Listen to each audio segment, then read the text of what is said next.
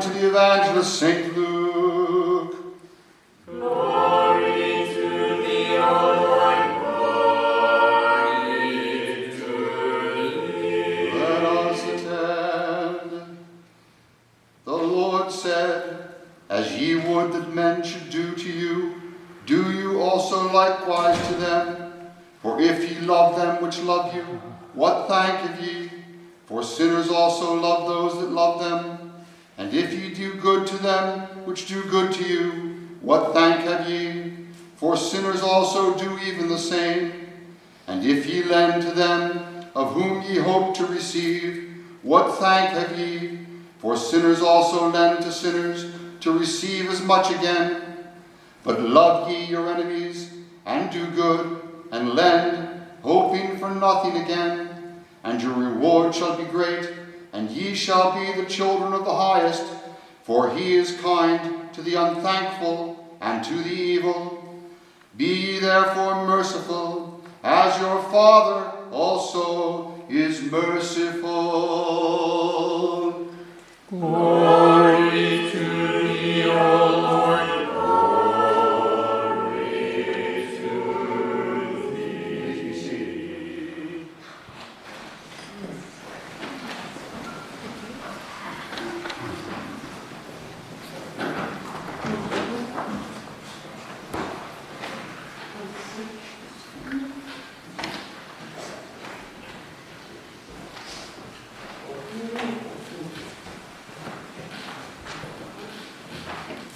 Perhaps you've been blessed at times, perhaps many times in your life, to be somewhere where you received just like great customer service. It was over the top. You're sitting there like having a ho-hum day or whatever. All of a sudden somebody treats you in a way that's totally unexpected and it's good.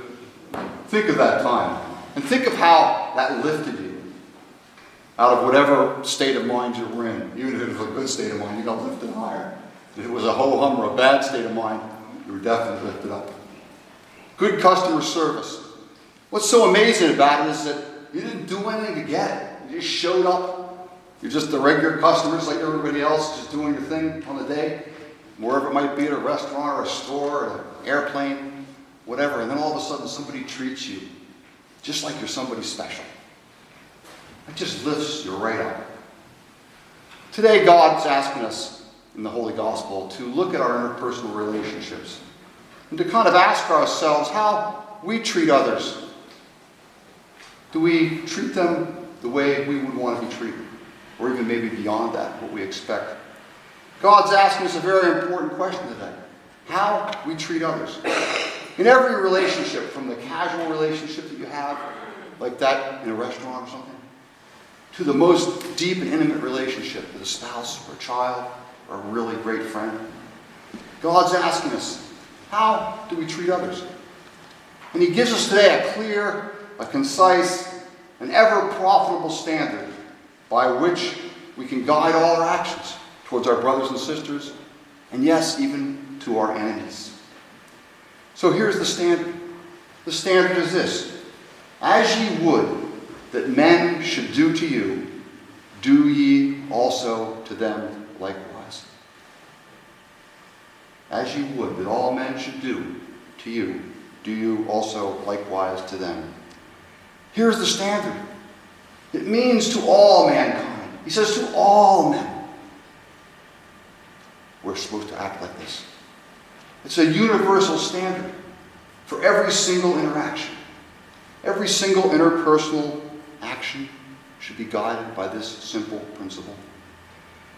It's a principle that's applied to us as spiritual people. God's saying to the spiritual one, as you would, knowing what's right spiritually, have people do to you, so you should do to them. He's given us this guideline. This guideline doesn't always mean that we do what's pleasant. He didn't say that. He said what we should do. And so it is that inside this construct, there is room for discipline or for stern words, perhaps. But regardless, all of these words, all of these actions are guided by the principle that by what is proper, by what is godly, by what is right, we act. not according to any other standard but that. So it's as you would want people to deal with you. As a spiritual person, understanding certain things might be hard, but they're good. As we would that people would do to us, so we should do this to others. We would want it to be done the way that it should be done, the right way, God's way, the perfect way.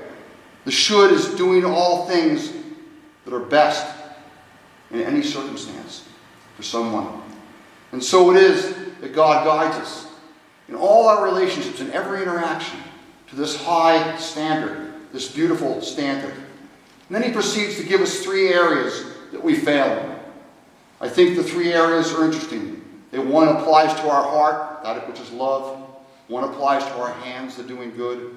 And one applies to our head, abstractly, in lending, but thinking about the future and what we do. So God says, if we only love those which love us, what thank have we? He's inferring quite clearly that this is what we do. Isn't it true that those that love us, we love back? And what is love but doing this, what others should have done to them? And so it is that we have this emotional problem. We attach emotionally to people based on how they act towards us. That's why our love is shallow. It's based on these outward circumstances that can go up, they can go down. It's based on our memories. Sometimes our memory is pretty short. And God says we're supposed to love those that aren't maybe like that, that aren't so great towards us. He says, what thank do we have for loving just the people that love us, that are kind to us, that show us love? He says, what thank have we? Sinners do this. Why? Because they've got a calculation. They only do good when somebody does good to them. But when you think about it, what a terrible, short-sighted way of acting that is. All it does is lead to a downward spiral, and we just love those that love us. Our love cycle, our love, I guess you could say our basket of potential people to love gets smaller and smaller as people do bad things to us. And so eventually there's nobody left to love except for ourselves.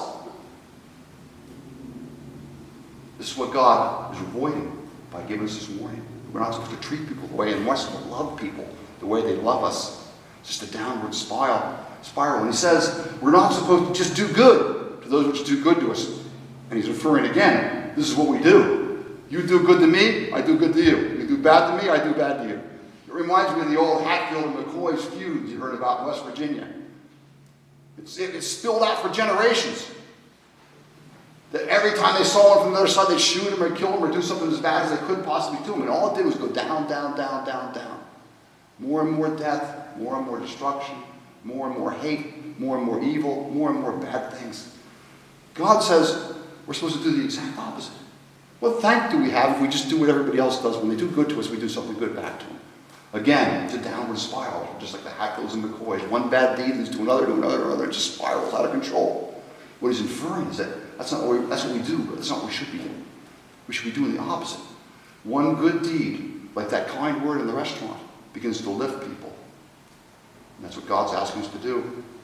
He's also saying that we shouldn't just lend. And I think this is where the mental calculations come in. So often we have these kind of calculations about why we do what we do. And it's always something that's going to benefit us. We look down the road and say, if I do this, it's going to put me in a good position to get that, or do this, or get that. And down the road, that's the calculation of the lender. He sits down and he looks at the balance sheet, and he looks at this, and he looks at that, and he looks at the risk factors, and he says, okay, I'll loan the money because I'm going to get it back. But if I'm not going to get it back, or I'm not sure, I don't do it. Again, limiting your lending, limiting your giving out, the calculations, the worldly calculation. God says such things aren't right in his sight. It's such a low view of a reward also too, isn't it? To lend, just expecting to get back. It's saying basically in our minds that the only return we ever get on what we do is in this world. But God's saying, think again. When you calculate what you're going to lend, what you're going to give, and who you're going to love, think about it in the broader, the eternal spectrum of things you could. He says, that's what I'm calling you to do. I'm calling you to a higher standard. You know, God's interesting. He always is pushing us. out of our comfort zone. We get comfortable living a certain way. We get comfortable doing certain things, and God's always trying to push us out of that zone. What God says in this simple statement about doing unto others as we'd have them do unto us is this, that for every single interaction you have, for the whole spectrum of possible positions you could find yourself in, and all the people that you could find yourself in front of, the good, the bad, and the indifferent, there's one standard of response. That's calling you out of your comfort zone, if anything is. Especially when it comes to this issue of your enemies. Enemies are people that cause damage to us or could cause damage to us. Enemies are those that hurt us in this world. They're the ones that take away the things that we value the most sometimes. Our friends, our family, our prosperity, our peace, whatever. These are the ones that God warns us the most about, the standard needs to still apply to. He says, after going through the three things, loving, the good, doing good, and the lending, he says this, but he says, love ye your enemies, and do good, and lend, hoping for nothing, and your return, your reward shall be great. And he says, you'll be the children of the highest. He says, my children act a different way. My children are able to love their enemies. This is very, very high of a calling, isn't it? I was sitting in front of one of my spiritual fathers one time when he told me about something that had happened in a church in Egypt. Perhaps I've told you before about it. Where the Coptic church in Alexandria was bombed by radical Islamist terrorists. And hundreds of people were killed that night. It was a night of a feast. When he got there to the church, about a half an hour after it happened, the Christians were in the blood praying for their enemies. I said, Father, that's too high for me. That pushes me too far out of my comfort zone. But brothers and sisters, this is what God calls us to. He says to love even and apply this standard of acting as if we would have it done unto us to everyone. And he pushes it to the farthest extreme by saying, even to your enemies. Even to those that would bruise you, wound you, perhaps even kill you. He says, you do this, you'll have a great reward. He's asking you to recalculate. Instead of going down to the earthly balance sheet, he's saying, look at the heavenly balance sheet. Look at the heavenly attributes involved in this decision. And make decisions based on the reward that's truly great, which is being my child and being welcomed abundantly into the kingdom of glory eternally. You know, God says at the end of this, he says that God's kind unto even the unthankful and the evil. And so he concludes by saying, be ye also therefore merciful as your Father also is merciful. God, in his mercy, gives us what we don't deserve.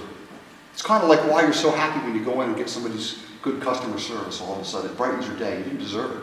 It's somebody's mercy, actually. God's that way. With even the unthankful and the evil, he's merciful. And I guess when you look at all this command, if you will, to do unto others as they do unto you, as you wish they would do unto you, as they should do unto you. Behind it all is this idea of mercy. It's giving what's not deserved, what's not expected in any situation, and doing what God would do. There was something in one of these verses that troubled me. It said this here. He says, you'll be children of the most highest. And then he goes and says, for he is kind unto the unthankful and the evil. How much more so to us? I would say as an aside, sometimes it seems like God's not kind. But remember I said at the beginning, what we would have done to us, what we would desire to have done unto us, and what men should do unto us isn't always pleasant. We're tempted to think of just the customer service analogy, but not the other side. But God calls us to do what should be done, what God does in every situation. What he even does to the unthankful, to the unholy, to the unclean, to the sinner, to the evil. This is the God's standard. He's saying, think, Christian. You need to put a little thought into your actions going forward. Just think about things before you do them. The natural way, the natural calculation is not necessarily the best one. And so he says, think what you would have done it to you with a spiritual mind in any situation. And what men should do unto you, do the same to them. Not what they do, but what they should do. This is our standard. They've called it the golden rule. I guess it's because there's treasure in heaven for those that follow this rule. Do what you want done to you with a spiritual mind. Easy to understand this. It's, I guess, a little harder to appreciate it. Harder still to do it. Almost impossible. We need the grace of God. We need the grace of God to pray for murderers. We really do. But God will give it. And to be a child of the Most High, truly, his dearly beloved child, as we talked about last week, the faithful few that really love God, this is the high standard, high call. God's asking us to listen to him.